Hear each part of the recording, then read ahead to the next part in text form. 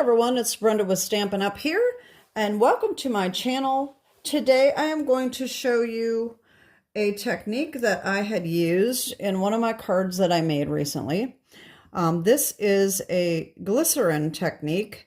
I have played with it a little bit, and I've realized that you do kind of have to have special paper for this to work well, and I'm going to explain that here in a minute. Anyway, you can reach me always by commenting. I always read my comments.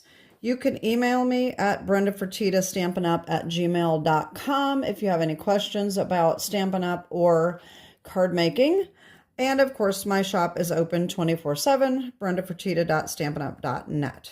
Okay, so the first thing I want to tell you is the paper I'm going to be using is Strathmore Bristol Smooth Bristol paper. This is not cheap, but it actually, I haven't bought this in a really long time. It's very, very good for blending. Even if you're using blending brushes, if you have a hard time blending, this is wonderful paper to blend on because it's smooth and the ink does not absorb into it too fast. So it's easier to blend on, okay? So even if you're not going to use the glycerin technique, this is a really nice paper to use. It's a thicker cardstock. It's kind of comparable to our Stampin' Up! Thick cardstock. And so what I want to show you is, all right, so this turned out real smooth. And I did another one here that is very smooth. This is on the Bristol. But let me show you what happens when I use regular cardstock. This is the cardstock that I use on a regular basis. It's a cheap, kind of a flimsy white, but I don't use white for card bases. I don't use this white for card bases, I should say. And this just does not blend in nearly as well. It doesn't look bad, but it doesn't have that smooth look like this does, okay? So this would work, but it just takes a little longer to get it. You're going to get it a little darker than what you want, probably. Then I decided to try the Stampin' Up! Thick cardstock, and look what happened. This did not work. The ink absorbs into this really fast, so that didn't work very well at all. So that is why I'm showing you with the Bristol Smooth cardstock, okay? It's actually art paper. You can get it at Hobby Lobby. You can get it on Amazon. So anywhere, I probably have a link for that in my Amazon affiliate links. I will put that down below in case you're interested. All right, so what we need is, so we need a piece of cardstock. We need a clean block. We need 2 reinkers. Today I'm going to use Azure Afternoon and Garden Green. And then we need glycerin, and we just need a tiny little bit of this. You can find this at Walmart. Some of your drugstores have it. Hobby Lobby, I think, even has it. I think it's in the, like the bandage section, if I remember correctly. You may have to ask. I had to ask because I couldn't find it. So anyway, what we're going to do is we're going to put a little bit of glycerin in the middle on our block here. And then we're going to put our reinkers on the other end. Okay. And we are going to need sponges. And I just took a couple pieces of sponge and I put them on these little binder clips. And I even color-coded my binder clips so I would remember this one's blue, this one's green, because, you know, you can get them mixed up pretty easily. This is going to hold the glycerin really well, so you're going to want to store them in a airtight container or rinse them out in between uses because it will get oily ink all over your projects or whatever it touches, okay? So this is my blue, and what I'm going to do, I probably have some ink in it because I was just messing with this.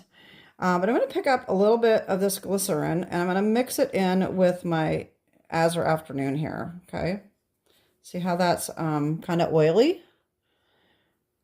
All right, so this has got a lot of ink in it. I'm going to start off the paper, and we're just going to swipe across. And the thing that's nice about this paper is it doesn't dry. Like I said, it doesn't absorb very fast. So you can continue to go across. If you have it too dark, you can continue to just swipe over it until you get the desired look you want. Okay. So look how smooth that is. Now this is oily, you can see. It takes a while to dry. You're not going to want to get your fingers on this, so you may want to cut this a little bigger than what your project's going to be, because you do have to hold this down. So you can easily get your finger in it. I'm probably going to get my finger in it, and so you're not going to want to use a fingerprinted place, you know. So we're going to do the same thing with this. I'm going to pick up a little glycerin and get it in our green here. I wish I would have kept it. When I was playing quite a while ago, I got way too much glycerin on this, and it soaked my paper. And I think I was just using this cheap cardstock. Even this, you can kind of see how flimsy this has gotten.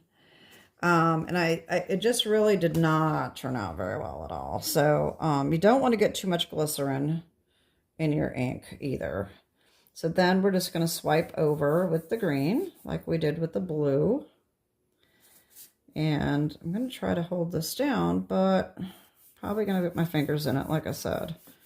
But for the demonstration, it's not a big deal. If you can figure out how to hold it down, you can probably use the sticky paper. That would work. And there, I just want swipe back over that a little bit, get rid of my fingerprints. Anyway, so that is it. Like I said, it really turns out really pretty. But like I said, this is wet, so we're going to have to leave this to dry before we can do anything with it. All right, so that is my little technique with using the glycerin. Like I said, you're going to want to store these or rinse them out. And the glycerin is oily, so you're going to have to rinse, wash that off. But anyway, it really does have some nice results. This one is pretty much dry now. And the paper is still in, oh, nope, it's still just a little tacky right here. I don't know if you can see that or not. But that is it. And it's very smooth. Like I said, even if you're not using the glycerin, blending with a brush works really, really well with this paper. So it's definitely worth having in your stash if you're going to do a lot of blending backgrounds. Anyway, that is it for today. I hope you enjoyed this little demonstration. And if you have any questions, leave me a comment down below, and I hope you have a great day.